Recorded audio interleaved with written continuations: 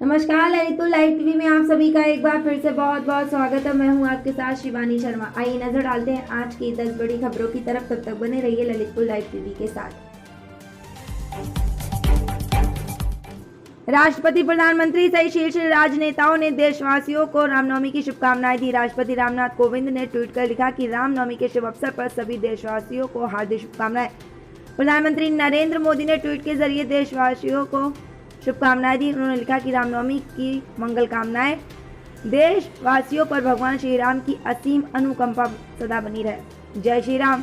दूसरे ट्वीट पर उन्होंने लिखा कि आज रामनवमी है और मर्यादा पुरुषोत्तम श्री राम का हम सभी को यही संदेश है कि मर्यादाओं का पालन करें। कोरोना के संकट काल में कोरोना से बचने के जो भी उपाय हैं कृपया करके उनका पालन कीजिए। दवाई भी कड़ाई भी के मंत्र को याद रखिए। उत्तर प्रदेश में कोरोना वायरस के तेजी से बढ़ते संक्रमण के बीच योगी सरकार ने बड़ा फैसला किया। यूपी के अगले महीने से 18 साल से ऊपर के सभी लोगों को मुफ्त में कोरोना का टीका लगाया जाएगा।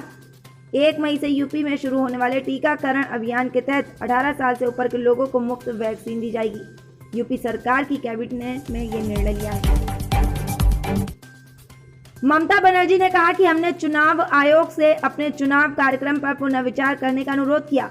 हमने उनसे महामारी की स्थिति को देखते हुए अंतिम 3 चरणों में क्लब बनाकर चुनाव करवाने का अनुरोध किया, परंतु पोल पैनल ने हमारी याचिका पर कोई ध्यान नहीं दिया। उन्होंने अंतिम 3 चरणों के कार्यक्रम में बदलाव नहीं करने का फैसला किया। ममता बनर्जी ने कहा कि हम कोलकाता में 26 अप्रैल को केवल एक रैली करेंगे। जिलों में मैंने रैलियों को संबोधित करते हुए अपने भाषणों को छोटा कर दिया है।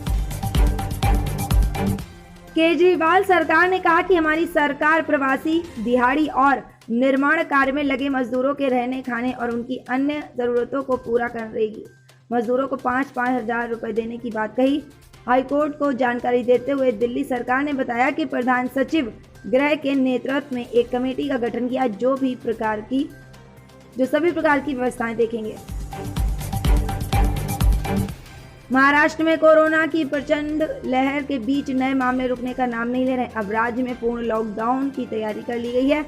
महाराष्ट्र के स्वास्थ्य मंत्री राजेश टोपे ने राज्य में ऑक्सीजन की स्थिति का जिक्र कर लॉकडाउन की तरफ इशारा किया। अब आखिरी फैसला मुख्यमंत्री उद्धव ठाकरे को ही लेना है। महाराष्ट्र में अभी भी 15 दिनों का मिनी लॉकडाउन लागू है, जिसके जरिए कोरोना की चेन तोड़ने की कोशिश हो रही है।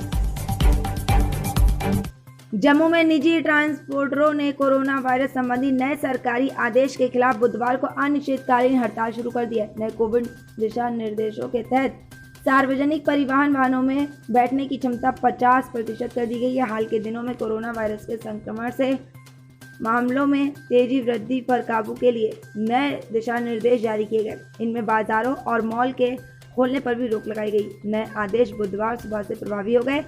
आदेश का विरोध करते हुए ट्रांसपोर्टरों ने किरायों में वृद्धि पर जोर देते हुए हड़ताल शुरू कर दी। राजस्थान के सीएम अशोक गहलोत ने प्रधानमंत्री नरेंद्र मोदी से कोरोना की भयावहता को देखते हुए बंगाल की चुनावी रैलियों छोड़कर मेडिकल व्यवस्थाओं को ठीक करने पर ध्यान देने की अपील की है। उन्होंने कहा कि जितनी जल्दी हम अपनी व्यवस्थाएं ठीक कर लेंगे उतने ही अधिक लोगों की जान बचाई जा सकेगी। केंद्र सरकार रोगियों को दवाएं एवं ऑक्सीजन उपलब्ध करवाना एवं वैक्सीनेशन का काम जल्दी पूरा करना सुनिश्चित करे। अमेरिका की मेजबानी में जलवायु परिवर्तन पर होने वाली शिखर वार्ता में चीन के राष्ट्रपति शी जिनपिंग भाग लेंगे। अमेरिकी राष्ट्रपति जो बाइडेन ने 23-24 अप्रैल को होने वाली वर्चुअल शिखर वार्ता में भारत सहित 40 से ज्यादा देशों के नेताओं को आमंत्रित किया है। चीनी विदेश मंत्रालय के प्रवक्ता हुए चुनयिंग ने बताया कि राष्ट्रपति शी जिनपिंग शिखर वार्ता में शामिल होने के साथ ही महत्वपूर्ण भाषण भी देंगे। इस 2 दिवसीय शिखर सम्मेलन 22 और 23 अप्रैल को होगा और इसका सीधा प्रसारण किया जाएगा। कोरोना वायरस पैंडेमिक के बीच अपने बर्थडे का एक ग्राफिक्स सोशल मीडिया में शेयर करना वरुण धवन को भारी पड़ गया। इसको लेकर वरुण की इतनी ट्रोलिंग हो गई कि उन्हें ये ग्राफिक्स डिलीट करना पड़ा और सफाई भी देनी पड़ी। 24 अप्रैल को वरुण धवन का जन्मदिन है और उनके फैंस ने अभी से उनके जन्मदिन को खास बनाने की तैयारी शुरू कर दी और सोशल मीडिया में उनके बर्थडे ग्राफिक्स शेयर किए जा रहे हैं। टीम इंडिया के पूर्व कप्तान महेंद्र सिंह धोनी के माता पिता कोरोना से संक्रमित हो गए हैं। दोनों रांची के एक प्राइवेट अस्पताल में भर्ती हैं। उनके पिता पान सिंह धोनी और माता देवकी बरियातू रोड स्थित पल्स सुपर स्पेशलिटी अस्पताल में इलाज करवा रहे हैं।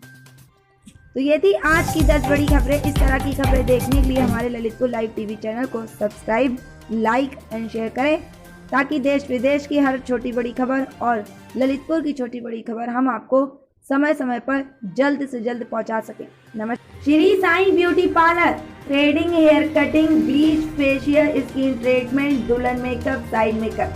हमारे यहाँ ब्रांडेड कंपनी के फेशियल उचित रेट पर किए जाते हैं। दुल्हन लहंगा, साइड लहंगा, ज्वेलरी किराए पर दी जाती है और हमारा पता है Namami complex, Kiledar market, Mahavirpura, Lalitpur. Mobile number 8707414900। इस खबर के सह प्रायोजक है paradise collection and suit store, railway station road, Lalitpur.